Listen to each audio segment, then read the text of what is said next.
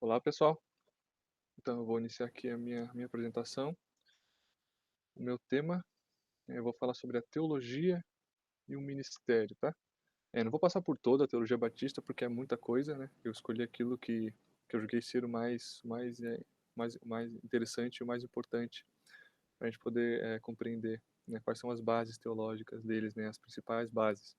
Então, eu vou falar sobre a Escritura, né, sobre a forma como eles veem o fiel, né, participante da igreja, algumas questões do ministério, né, claro, e também a questão dos sacramentos, né, que eles têm uma visão bem particular em relação aos sacramentos também.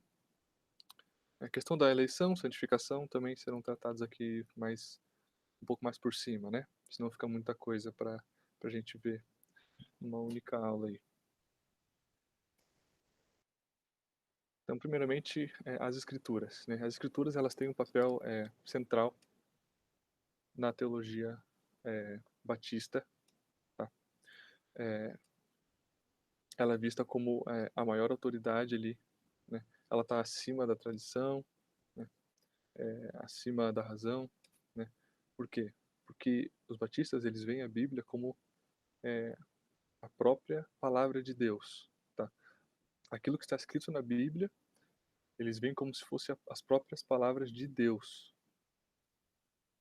tá? Isso é fundamental. Então eles só podem é, ter um relacionamento com Deus. Eles dão um enfoque muito grande no relacionamento pessoal, a gente vai ver isso num, num slide posterior aí. Então eles só podem ter uma relação com Deus através da leitura e da meditação da Bíblia, né? Que é a própria palavra de Deus para o fiel, né? Então Deus ele fala ao fiel através da palavra escrita na Bíblia, tá? Então, segundo ponto, a palavra de Deus é infalível, né? Tem uma diferença entre infalível e inerrante, tá? O que seria a infalibilidade da palavra de Deus, né? Ela está muito mais relacionada à mensagem de Deus, é direcionada para o homem, né? O intuito de Deus ao longo da história, né? Que a Bíblia, né? A palavra de Deus, a Bíblia, se nós lermos ela, meditarmos em cima dela, estudarmos ela, nós iremos conseguir descobrir de que forma Deus agiu na história, né? Por que que ele agiu, né? Qual era o intuito de Deus, né? O intuito de seria salvar a criação, né? Então essa infalibilidade ela está ligada mais ao enredo geral da Bíblia, né?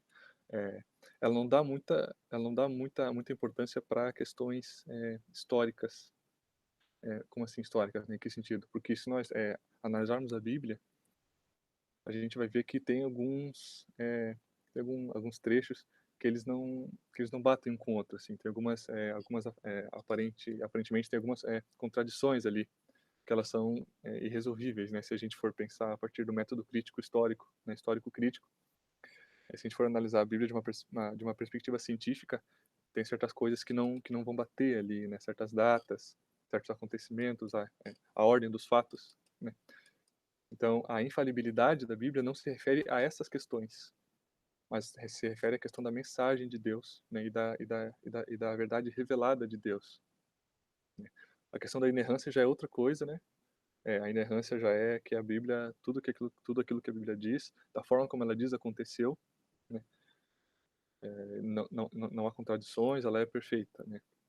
Já a infalibilidade não trata disso, é mais a mensagem de Deus para o homem, né? A mensagem de salvação, de ação de Deus, de intenção de Deus, né? O enredo geral da Bíblia, culminando então em Jesus Cristo e tudo aquilo que ele significa. Então, o próximo tópico é a ação de Deus na história só pode ser conhecida através da Bíblia. Isso é muito importante, porque nós vimos muito sobre, não muito, né, mas nós ouvimos já alguma coisa sobre a Igreja Católica, né, que eles colocam como que a tradição ao lado, como uma autoridade ao lado da, das Escrituras, né. E os batistas eles acham isso um absurdo, né. toda a revelação está na Bíblia, e a Bíblia é a única autoridade, né? Ela está acima de todas as outras produções humanas, né? Justamente porque ela foi inspirada por Deus, a gente vai ver no próximo tópico ali, né? Então, a ação de Deus na história só pode ser conhecida através da Bíblia. A inspiração daqueles que escreveram os livros da Bíblia é um ato de Deus.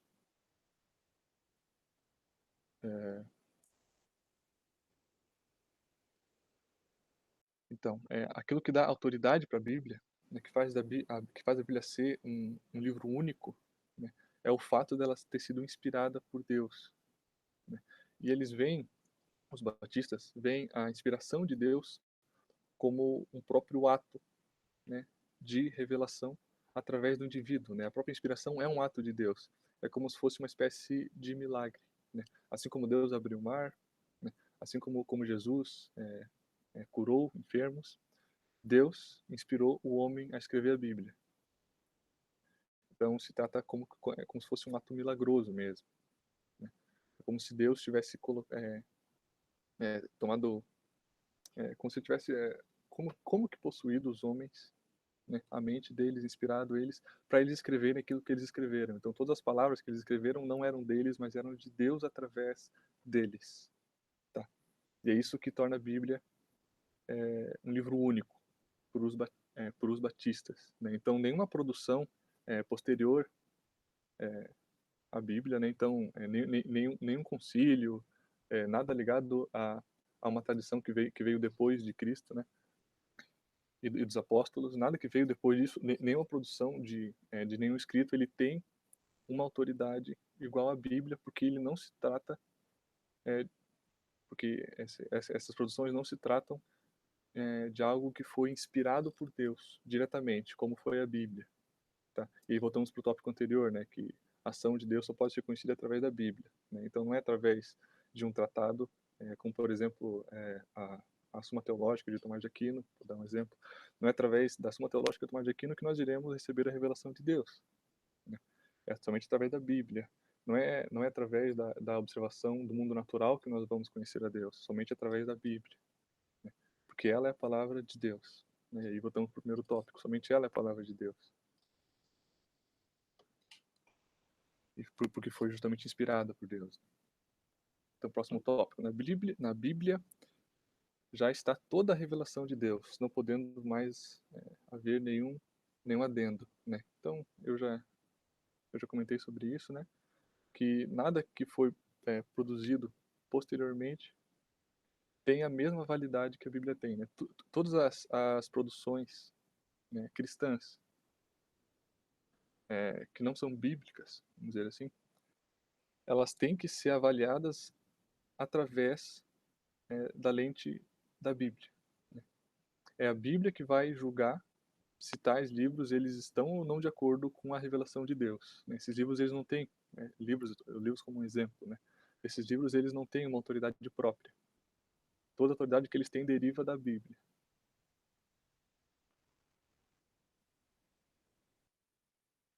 Beleza? Um segundo ponto muito importante da doutrina batista é a autonomia do fiel. Eles dão muita ênfase nisso, né? Então, primeiro tópico, o fiel não necessita de mediador entre ele mesmo e Deus, né? É, na obra que eu li, é, o autor ele faz muitas comparações com a Igreja Católica, né?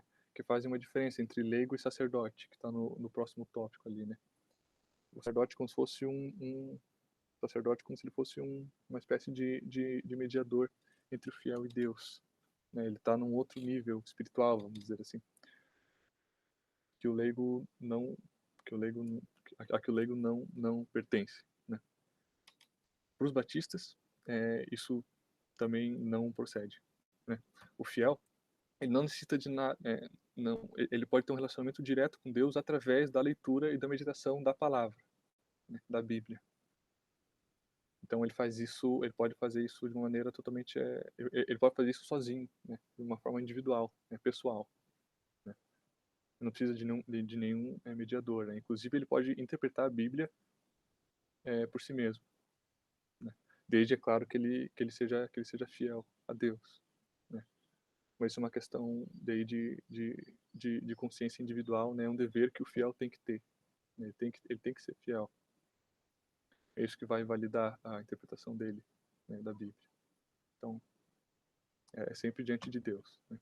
Nunca diante de algum padre, de algum pastor, né? Sempre diretamente de Deus. Né? Então, o segundo tópico, não há diferenciação entre o leigo e o sacerdote. Eu já comentei um pouco, né? É, que existem certas tradições que consideram o sacerdote como se fosse algo, como se ele estivesse num nível superior ao leigo, né? Principalmente na questão de autoridade, né? Tanto na interpretação, né, da palavra, quanto na questão de também ministrar os sacramentos, né? Um exemplo. Já na Igreja Batista isso não tem, né? Todos os leigos, vamos dizer assim, eles são já sacerdotes, né? Todos eles. Não existe essa diferença. Depois a gente vai ver um pouco sobre como é que como é que os batistas eles elegem pastor, né? É uma eleição democrática que eles chamam, né? São eles que escolhem quem será o pastor deles. Que depois vai óbvio que isso depois quando eles escolhem vai passar por um outro teste, mas aí isso a gente vai ver no próximo slide aí. Próximo tópico, o fiel tem o direito do livre exame e interpretação das escrituras. Tá? Então, como como não existe nenhum mediador entre o fiel, né, entre o crente e Deus, cabe ao próprio perdão, ao próprio indivíduo, né, fazer ler a Bíblia, né, relacionar-se com Deus e fazer a sua interpretação. Né? Ele não recebe como é que eu posso dizer? Ele não recebe ele não tem um padrão de como você deve, uma norma de como você deve interpretar tal e qual versículo da Bíblia, né? Cabe ao fiel saber interpretar por si mesmo, né? Através do seu relacionamento. Então, à medida que o fiel vai lendo a Bíblia, com devoção, é claro, Deus revela para ele, né? Através da sua palavra, o que ela significa, né? Então, o fiel tem livre direito de exame e interpretação das Escrituras. O fiel tem o dever de manter um relacionamento pessoal com Deus e buscar conhecê-lo através da sua palavra, né? Então, tudo bem, o fiel ele tem o direito de examinar e interpretar as Escrituras é, do seu jeito, vamos dizer assim, né? Mas, bom, não é bem do seu jeito, né? Na verdade, se trata de um dever que ele tem, tá? É, como qualidade de sacerdote, né? Porque todo fiel, ele é como se fosse um sacerdote, ele tem que manter um relacionamento pessoal com Deus. Isso é um dever dele, né? Não é um luxo.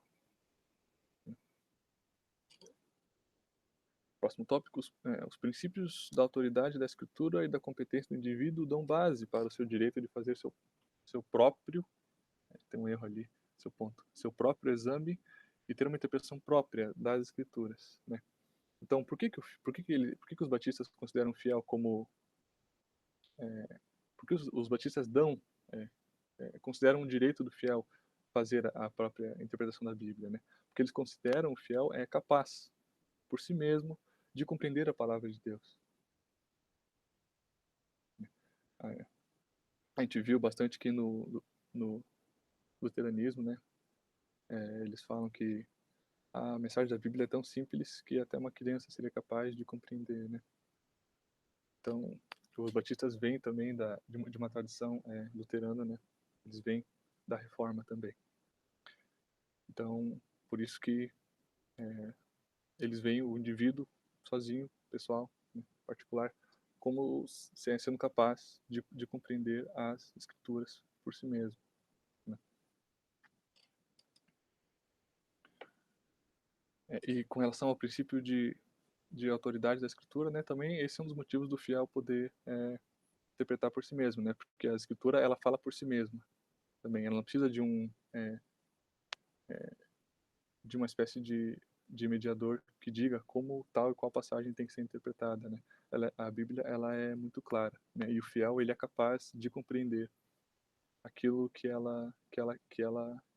Deus, na verdade, né, que Deus através da sua palavra quer passar para ele. Então é por isso que o fiel tem esse direito. Um pouco sobre os sacramentos. Os batistas são radicalmente contra o sacramentalismo. O que seria esse sacramentalismo, né? Botei entre aspas ali. É, os batistas, eles veem os sacramentos como uma espécie de ato mecânico, né? Os sacramentos em si mesmo, eles não salvam, né? Eles não têm qualidades mágicas, né? Eles são mais simbólicos, né? São formas que, que Deus e Jesus, né, deram ao homem para poder manifestar a sua fé de uma forma mais tangível, assim, né? Inclusive o batismo, como a gente vai ver depois, né? O batismo também é considerado um ato simbólico, acima de tudo simbólico, né? Os sacramentos são vistos como atos simbólicos em que o indivíduo pode manifestar publicamente sua fé. É justamente isso que eu acabei de falar, né? Então, os sacramentos, eles não têm poder por si mesmos, né?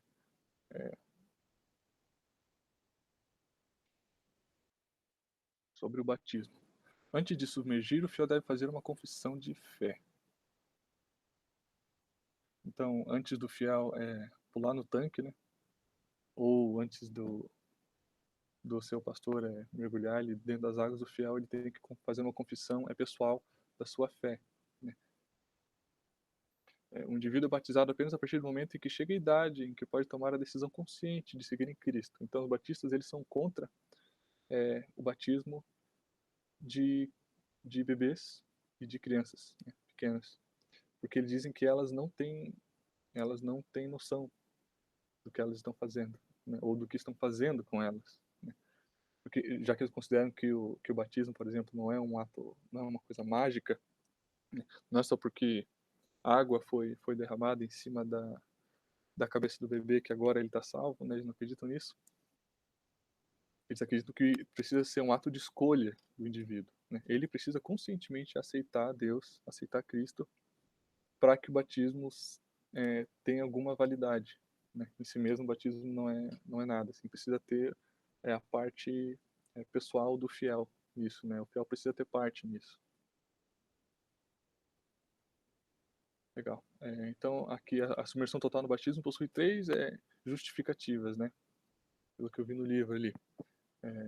Então, a primeira justificativa, né? Por que que eles mergulham totalmente na água, né?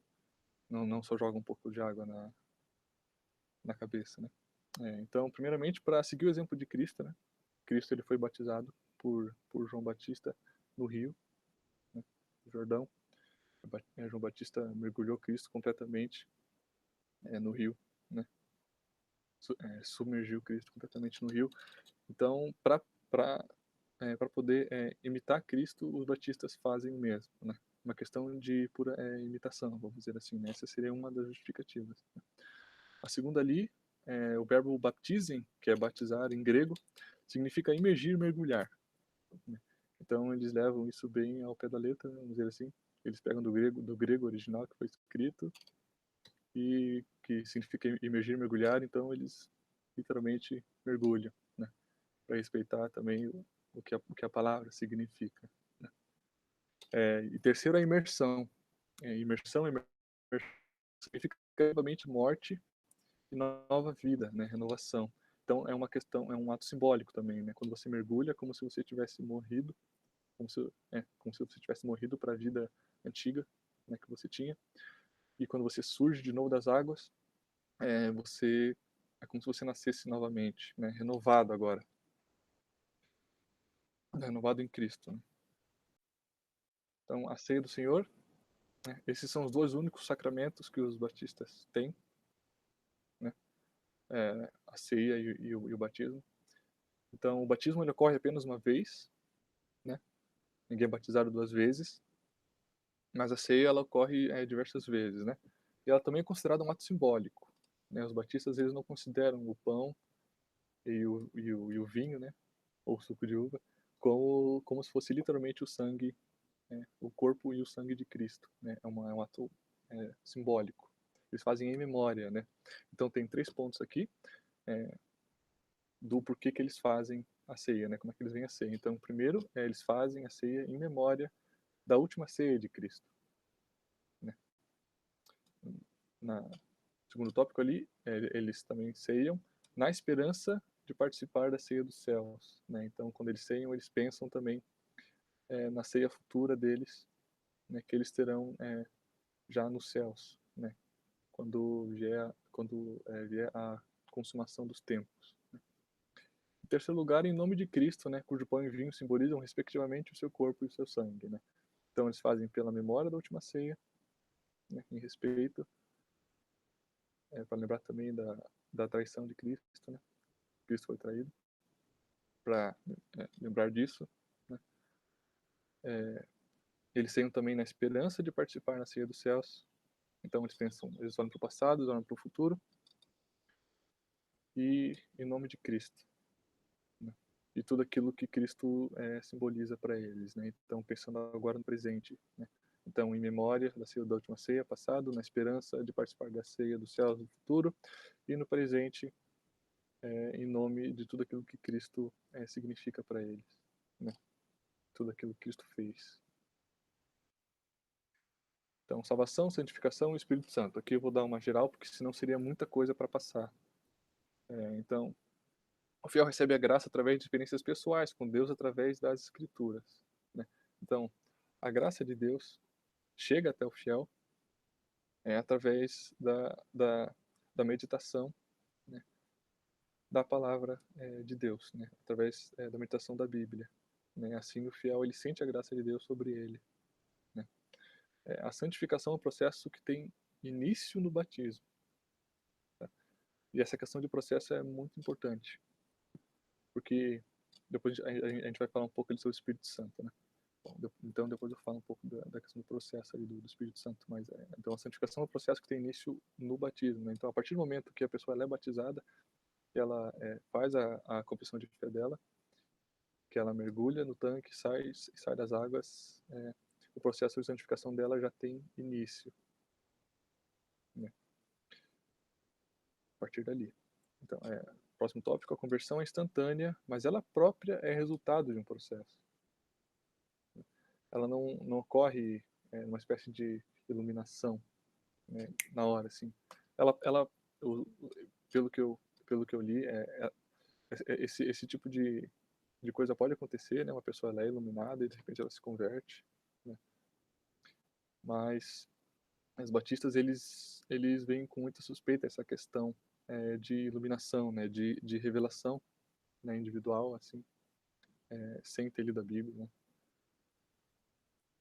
Porque, justamente porque eles consideram somente a Bíblia como se fosse, a única fonte de revelação de Deus, né. Por isso que eles têm uma suspeita muito grande com essa questão de revelações particulares que os indivíduos recebem, né. Então tudo é uma questão de processo. Então o indivíduo lê a Bíblia, ele medita na palavra, e a partir disso Deus move ele, né, move o espírito dele para que o fiel se converta, né. Então tudo é um efeito de um processo, nada é instantâneo, nada é mágico. Próximo tópico, o Espírito Santo não causa ou muito raramente causa grandes revoluções espirituais do fiel, né. Eu creio que eu já falei bastante disso agora, né, tudo é uma questão de processo, de meditação, de esforço também do fiel, né, para se manter, fiel à palavra de Deus, né. E é isso. Então um pouco sobre a igreja e o ministério. A igreja se trata de uma livre associação de indivíduos regenerados, tá.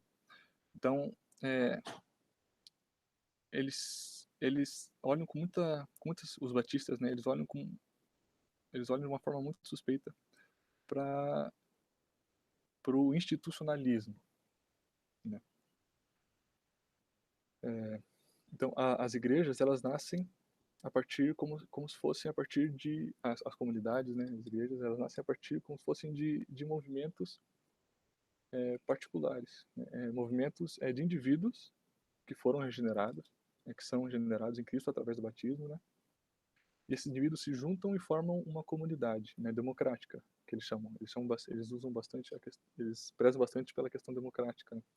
Então, indivíduos particulares se juntam, né, e formam a comunidade, né. É assim que as igrejas vão surgindo, tá. Próximo tópico: existe a igreja espiritual e a empírica. Né, essa é uma questão um pouco complicada até, mas eu botei aqui porque eu achei muito bem importante, assim. O que seria a igreja espiritual e o que seria a igreja empírica, né? A igreja empírica seria a igreja efetiva, assim, né? Então, os indivíduos eles se juntam, formam a comunidade e essa seria a igreja empírica, né? A igreja espiritual, os batistas creem que há uma comunidade espiritual, né? Mas ela não seria uma comunidade perfeita, assim, né? Só que ela não existe efetivamente em em nenhuma igreja, né, empírica, né, particular aqui, ela tem o direito de se considerar aquela que representa a igreja espiritual, né, em detrimento de outras, né. No livro que eu li, o autor comenta sobre a igreja católica, né, que é como se ela se considera não somente a igreja empírica, mas também a igreja espiritual, né, aquela que tá, aquela que representa de forma mais pura a vontade de Cristo, né, e de Deus, né. Os batistas já não creem nisso, né, eles acham, eles veem todas as comunidades e todas as igrejas particulares como comunidades imper, perdão, imperfeitas, né, e que podem cometer erros, né. Então a questão, por exemplo, da infalibilidade papal, né, para eles é um absurdo, né, porque a igreja é feita de indivíduos que erram, né, que não é meramente uma coisa, ela não pode ser considerada como uma instituição perfeita, né? Ela sempre vai cometer diversos erros, né? Então essa seria a diferença da igreja espiritual, né? Então e da empírica, né? Essa igreja espiritual, ela vai surgir, né, de maneira completa somente quando chegar à consumação dos tempos, né? Então só com a segunda vinda de Cristo que essa igreja espiritual vai finalmente se estabelecer, né? Por enquanto só existem comunidades empíricas, né? E essa igreja espiritual é mais um ideal do que uma realidade, né? Ninguém pode olhar para a sua comunidade como se ela fosse a comunidade. Show. Então, próximo tópico: os ministros são eleitos pelos membros da comunidade. Então, como é que funciona, né? Cada membro tem o seu dom, né? Algum, e existem certos indivíduos, né, da comunidade que eles se sobressaem em certos aspectos, né? Por exemplo, um indivíduo que sabe pregar muito bem, que ele tem o dom da palavra, né, que Deus deu para ele, né. Os demais membros da comunidade, eles vão acabar reconhecendo isso, né, e eles vão eleger esse membro para ser, por exemplo, o pastor deles. Então eles têm uma votação, eles elegem e o resultado dessa eleição vai para um comitê de avaliação que é formado pelos demais ministros das outras comunidades batistas, né? Então eles avaliam